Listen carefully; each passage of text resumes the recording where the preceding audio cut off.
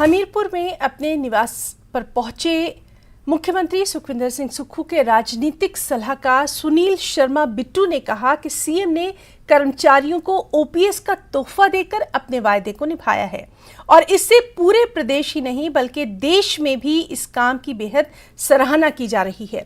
सुनील शर्मा ने कहा कि मुख्यमंत्री की घोषणा को बीजेपी के लोग पचा नहीं पा रहे। उन्होंने कहा कि भाजपा के लोग मुख्यमंत्री की कार्य प्रणाली को नहीं समझ पा रहे हैं और ओपीएस को लेकर भाजपा के नेता बंद कमरों में बयानबाजी करने में जुटे हुए हैं।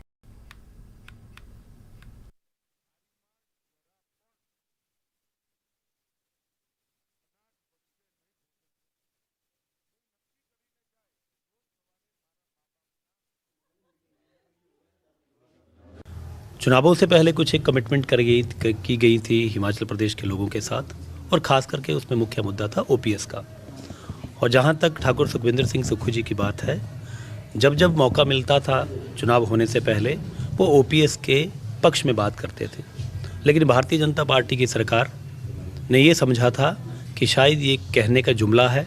जैसे मोदी जी ने 15 लाख रुपए का जुमला दिया, लोगों को सुविधाओं की बात कही, हर मुकाम पे असफल हुए, लेकिन आज ठाकुर सुखविंदर सिंह सुक्खू जी ने मुख्यमंत्री बनने के बाद पहली ही कैबिनेट बैठक में अपनी जो वायदा था उसको निभाया है और पूरे हिमाचल प्रदेश में खुशी का माहौल है, एक त्यौहार का माहौल है। जो लोगों का अधिकार था वो उनको दिया गया।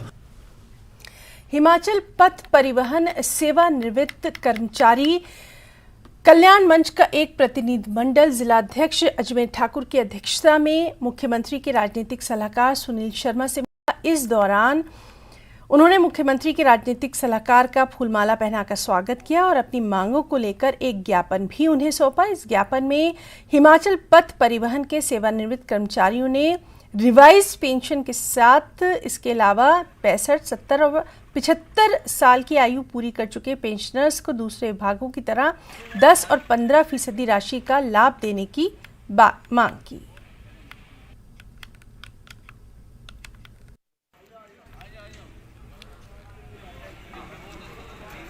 उनको हमने एक ज्ञापन सौंपा है, उसमें हमने लिखा है कि हमारी समस्या एचआरटीसी की है सेवानिवृत्त कर्मचारियों की, उसके बारे में माननीय मुख्यमंत्री द्वारा हमें समय दिलाने की कृपा करें।